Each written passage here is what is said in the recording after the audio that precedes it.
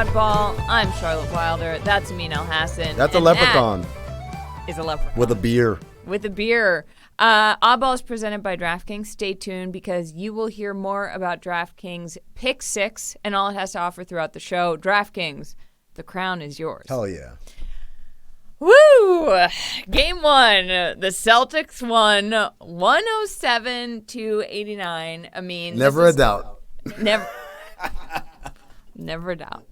Do we have that Photoshop? Maybe we can. Well, I'll just keep tweeting it. I forgot to tweet it last night. Should have. After the Celtics won, and now I'm worried that I've jinxed them. Yep. I'm going to tweet it today and say this was delayed. Sure. So just say, it was in my inbox. Yeah. Like my outbox. Sorry. Yeah. It was stuck in my spam folder. This was the third largest finals win in the last 30 years. Pretty shocking because it was only an 18-point win, which feels like a. That's crazy, right? So I guess we've had some pretty good finals where the teams have been evenly matched, but even with the three, that the numbers sort of accordion depending on. But Porzingis returned, and the crowd reaction when he came back, I was standing behind the basket near where he was running out. Yeah. It was the loudest. It was the loudest I've heard that building all year for sure. Really? Yeah. Oh, I think it was the loudest moment of the game actually. Wow. Well, maybe not when he started playing. He started hitting those shots. People went crazy. Yeah, in 21 minutes, he had 18 points. He shot 78%, which is crazy. 3 blocks, 2 rebounds. I mean, this dude played out of their mind. That was just, those stats were in the first half. I think 18 points and the 2 rebounds were in the first half because he finished with 20 and 6, which, by the way, means I hit on the more than less than game. You guys never acknowledge me when I get these bets right. So, boom. Okay, congrats. Yeah, pick 6. Acknowledging you. Congrats. NBC Boston summed it up in their graphic right here, which is just Porzingis so back. And he said that in the press conference afterwards, I mean, I went to hear him talk, hear all of them talk, and he was like, when I came to this team, I would do anything to win. And I believed him because someone was like, Joe Mazzulla, what was the conversation like? This is only the second time you're coming off the bench in your career. And he was like, well, Joe, he was like, I don't really remember. Like, Joe came up to me and said, what do you think about this plan? And I said, that makes sense. Right. I really think that he is just like happy to be here, happy to be playing, happy to be healthy. Yeah, I mean, and you got to think about it like this. People grow, right? Just as a function of being a human being, you are not the same person you were 2 years ago or 3 years ago, right? But when you have experiences that specifically inform where you are now, then the growth is even more poignant, right? So for Porzingis, a few years ago, he's playing in Dallas, and in his mind at that time, I'm just as good as this guy, Luka, or even better. Why is it his team? Why isn't it my team? Why am I standing in the corner? Why do I have to do all these things? This stinks, whatever. He ends up getting traded to Washington. Now he's the man, and he plays for an awful team, and they're not good. And it's like, you know what, man? It was kind of nice playing with another superstar and being able to win games or whatever. So he ends up in Boston, and his past experience informs now, like, wait a second, I'm in a great situation. This is a winning organization. They've got 2 bona fide stars. So the hell what if they want me to hang around and shoot threes and play defense? I'll do that. So the hell what they want me to come off the bench? I'll do that because now I'm closest to the thing that I'm chasing, basically, which is an NBA title. Yes, also he was up a month of not playing with that calf injury. Yep. I was pretty shocked. I was like, I thought we were going to be able to tell a little bit, especially after he took his time to say like how much pain he was playing. And he addressed that last night too. He was like, I just didn't know what to say in that moment because I hadn't been out there. So I don't know. And I think that it was just this adrenaline. Sure. And he came out, played amazing. The other side of this coin is Porzingis was amazing. Kyrie was not. Yes. He was booed very loudly. He had 12 points, 3 rebounds, 2 assists. And he's now 1-11 against the Celtics since he scuffed the Lucky logo at the center of the court. It's like the Giants boat photo from years ago when they when the Giants took a picture on a boat in Miami. They haven't won a playoff game again, right? And he said this afterwards in his press conference. Even regular season, it's been the same thing. I thought it was going to be a little louder in here, but I'm expecting the same things. He's right. I thought it was going to be louder. In the first half, it was loud, but it wasn't. I turned to you in the middle of the game and I said, it was louder for Caleb Martin during the Code Red game than it was in round one than it was in the first half of this finals game against the hated Kyrie Irving. Then in the second half, when the Celtics were up big, like the crowd started to get a little, maybe they got a little lubed up too. Yeah. It got a lot louder and a lot more obnoxious. Yeah, the Kyrie side was like row, row, row your boat. Yeah, no rhythm. The rhythm was off. You turned to me at one point and you said Kyrie's going for 60 next game. How? Because look, I know Dallas is an amazing team. They have an unbelievable. What they've done this year has been incredible. Jason Kidd's a great coach. I know they're going to make adjustments. Right. Watching last night, and this is recency bias, how? Because the Celtics looked like they had them so locked up. Like, what do you change? I would say that Kyrie Irving missed shots that he usually makes. He talked about that as well in his press conference. Yep. Also, I thought he wasn't aggressive enough, and I think that's going to change specifically in terms of schematically. I didn't think they attacked Porzingis. You talk about Porzingis, no signs of ill effect of his calf injury, but I didn't think Dallas tested him nearly enough. The Celtics did a great job of hiding him and protecting him. He played drop coverage. They're usually a very switch-heavy team. Yep. He didn't switch much. And their guard, whether it was Tatum or Brown, they fought over the screens and managed to corral. I thought I would see Dallas do a much better job of no, we're going to bring him out the way they did with Rudy Gobert in the conference finals. But I think another part of it is just, it's Kyrie Irving. These are shots that he usually makes, and he knows he didn't play well. Right. And that's another part of this. It's the focus that's going to come in the second game. Like, oh, you guys think you bottled me up? Yep. Come on. Totally. Remember, this is the same guy Anthony Edwards said, I want Kyrie. And he's like, well, you got Kyrie. He's like, you got Boston. You got Boston. That's what the T-shirt said on the chairs last night. Yeah. Do you think the boos rattled him at all? No, I think he was playing poorly, and then the boos were just like, all right, this is salt in the wound. This is the worst. But also, those are the reasons why I think he's going to come out in game two very aggressive, looking to score and looking to basically clear his name because – remember, he's supposed to be the grown-up in the room. You guys, you can be scared, P.J. Washington.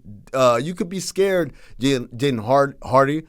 You could be scared, Maxi Kleber and Derek Lively and all these guys. I can't. I'm the one who's supposed to be, guys, it's not that bad. We got this. Right. And I've been here before. And, the crazy thing was one of the questions they asked P.J. Washington in the press conference was, when Kyrie's having a bad night, what do you say to keep him going? I'm like, wow, man, P.J. Washington, now he's got to be the one hyping Kyrie up. Yeah. I know that's not what the Dallas Mavericks want, and I know that's not Kyrie how he wants to be remembered. That's also not the narrative that Kyrie has been selling in terms of his narrative arc, his comeback, or comeback. Why are you skeptical? I'm not. No. I'm not skeptical. I just mean it's this. Or I saw someone tweet everyone's acting as though Kyrie had cancer, but he was just an asshole for 5 years. So I think there's a little bit of recalibration maybe we should do. Yeah. But we have to talk about Luka.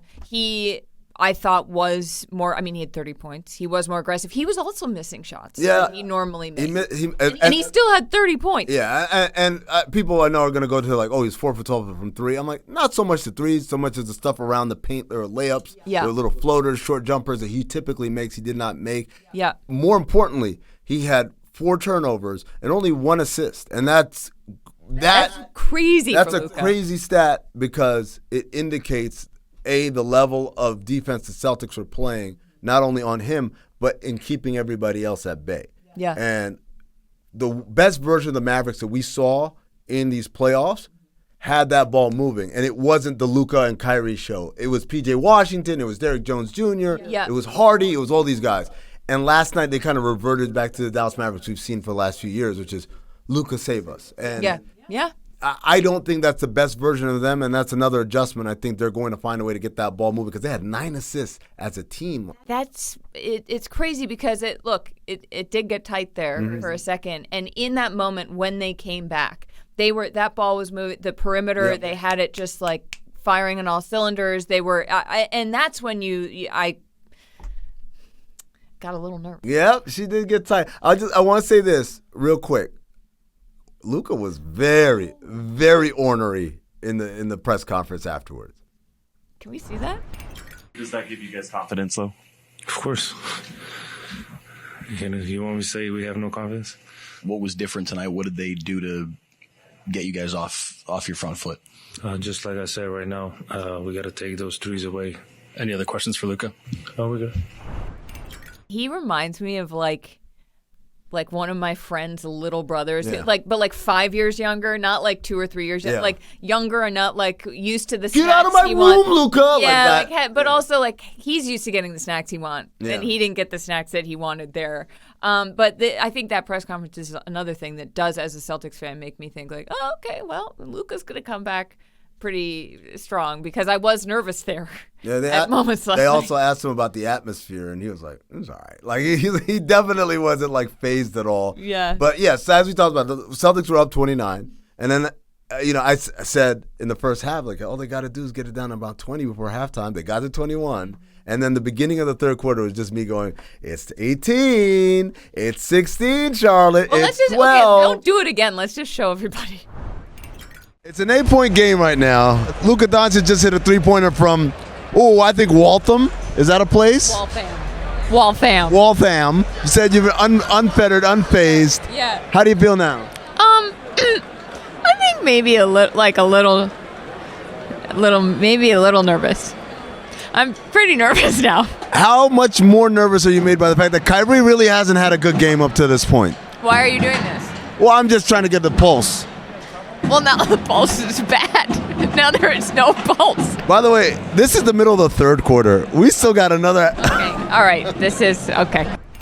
I will say that I also said there is no pulse, and then I said no, there is a pulse. This is the Celtics to win still. That video doesn't exist. Can we just, relatively speaking, it was never that close. 8 points, sure, that's close. That's really close. I'm sorry. Yeah, but then the Celtics took care of it, and I think there was a point where I was watching, and not as a Celtics fan, as a basketball person, I was like, what if the Celtics are just really good, and like, what if the rest? What if there's been overcomplication?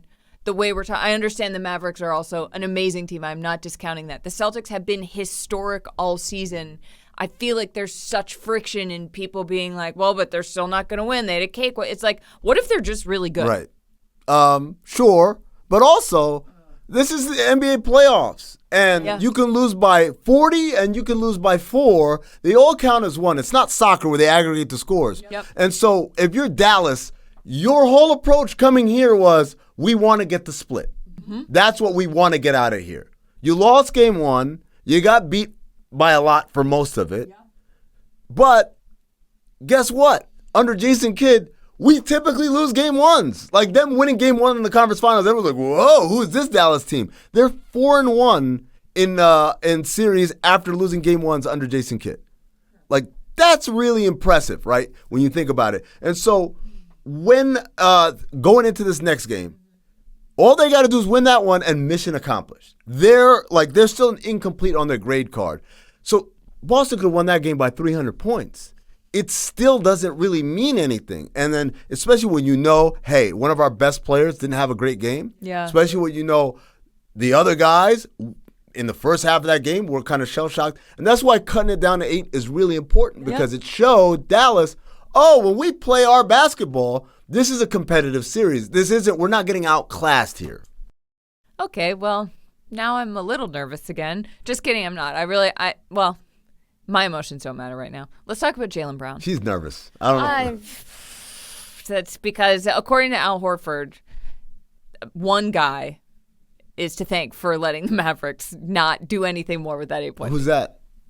Jaylen Brown. I thought JB was key for us. We in the huddle, he just told us to make sure that we, that we got refocused, that we stayed with it, we stayed composed, and just his words at that time, JB's words were, I think they resonated with the group and kind of gave us, kind of refocused us again. By the way, shout out Big Al. He has now passed Magic Johnson in all-time playoff rebounds, which is very impressive. We love Al around here. He's 100 years old. Okay, whatever. Like Magic played in 12 years. Okay, whatever. What I do think is important about what we just saw is that Jaylen Brown in his press conference, I was very impressed. I really feel like he was telling the truth. Like, I think a lot of times these guys get up there and they're like, okay, how can I give word salad so that I'm really not answering this? But Jaylen, he's right down the middle. Like, he doesn't give you anything more than what you're asking for. There's no jokes. He's not joking around. He's like, I'm here to tell you what you're asking me. When he was asked, like, what did Joe say to you in that huddle? And then what did you say to the team? He was like, he went through what they all said, as Al just said. And he's a leader now on that team. And I think, Amin, that he is playing to redeem himself in a way. I think he's been playing like a bat out of hell. Yeah. I mean, his stats were, it was beautiful to watch him with the 3 blocks, with the 3 steals. Right. Because those are big momentum plays, those steals. Huge, and he's playing like someone who is coming into himself and understands his ability and isn't getting rattled or batted around. I think it's interesting because it's also tied to the fact that I don't think Tatum had the best game ever. No, it was a fairly quiet game. Yeah. Even though, and I just discovered this stat today thanks to our research guys, Celtics are 5-0 when Tatum shoots under 40% from the field in these playoffs. And that's crazy. It is crazy. Because you'd think, like, you need your star to go off to win. But it's not so crazy when you think about it, kind of like cart before the horse, right? It's not that, hey, when our star doesn't go off, we win. It's when our star doesn't go off, other guys on the team step up. And I thought Jaylen Brown did a great job of, like, Tatum's having a not so hot start. I'll do it. I'll kickstart this thing. And when we talk about that run that the Mavericks made to cut it to 8, what blew it back open was Jaylen Brown. Yeah. He was the guy that led that charge. And I think he's done a great job of just saying, you know what? I will answer the bell when it is unanswered by Tatum. It's also funny. Like, what if, not to put my cart before my horse, what if Jaylen Brown is Finals MVP and he gets to be like, oh, but I wasn't All-NBA? Not that awards matter. It would be pretty nice if you're a slightly petty person, which who isn't? The funniest thing, there was a like one of those, like, guess the Celtic, and it had all these things, and it was like favorite athlete, Mike Tyson, and favorite thing, da-da-da, and then favorite childhood basketball memory, winning MVP at some sort of camp. And Charlotte said, oh, you think it's Jaylen Brown? I said, no, because he reminds us he never wins anything. I thought it was because this favorite subject was literature. Oh, yeah. But we should have known it was Porzingis when it said favorite snack, crepes with blueberry jam. Like, that's so European. Yeah. Come on. The last guy we have to shout out for the Celtics is Jrue Holiday. Jrue, he's the anchor of the Celtics defense. He was last night. And credited his other teammates, specific ones. Let's roll this. Different guys that play defense differently, some aggressive, some not, but I think even our white guys guard. Even our white guys defend. That's a great soundbite. And they did. If I were Joe Mazzulla, I would clip that and play that, like, at some point in these playoffs. White guys in Boston, maybe not all bad. If they play for the Celtics. There you go. There's a we're going to ask the hard-hitting questions of Commissioner Adam Silver in this next section of the show, so please stick around. State of the Union. We were there. Yeah, the press conference was really fun, and actually we have some things that we didn't get to ask. I raised my hand. Tim Frank didn't give me any love. I did not raise my hand, but I thought about it.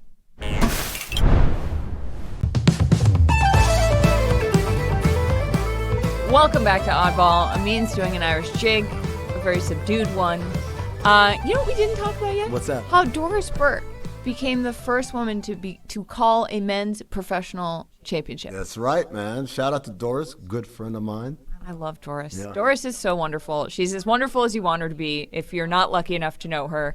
I'm gonna go back and watch the broadcast because we were there. So I want to hear it. You want to hear her? I just want to hear her just for a second, you know? Yeah, no, that's tremendous. I heard JJ Redick gave her a shout out too, so that's very cool as well. Very cool. But moving on, another thing that was very cool that happened was they had all the players, both teams, had these Bill Walton shirts, shooting shirts. It said Walton in tie-dye font. So cool. And actually, Commissioner Silver, in his State of the Union address that he did before the game, that's when he revealed to everybody, these are the shirts all the players would be wearing. Yep. The Walton family was in attendance, his widow and all of his children as well. So that was a very nice kind of touch. I I teared up during the in memoriam video they ran. Yeah. I thought it was really nice. I think that it was just a very cool moment. I thought all of it was handled very well. Speaking of the commissioner. Yeah, he did have a State of the Union address. He had to address some questions from people. There were a lot of questions about the new media rights deal. There were some questions about what's going to happen as far as expansion and what that path looks like. A couple of WNBA questions out of the blue. Shout out to Joe Varden. I don't know why you did come on, that. Joe. But we didn't get to ask any questions.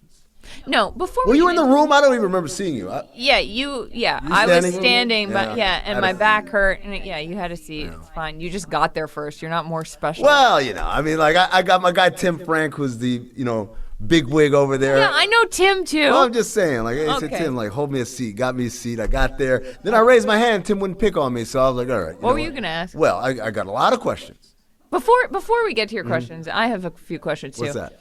Adam Silver, it is like he is so adept at doing those press conferences. He will, like a reporter, be like Charlotte Wilder, Meadowlark Media, and he'd say, "Hey, Charlotte, good to see you," but only if he actually does know them. Yeah. So it doesn't feel like he's doing a thing. And then he just has this way of like, he will answer with enough, but not more that he overplays his hand. It's a skill. Yeah, it is a talent. It's a talent. Well, he is a lawyer. That's what I always tell people. Right. He is a lawyer. This Right. isn't just like a forgot. media savvy guy. This is a guy who knows legalese inside and out. But Charlotte, let's get to the questions that we wanted to ask had we been picked on by the evil Tim Frank. Okay, let's start with. I'll start. Okay. Wait. Sorry. Let me.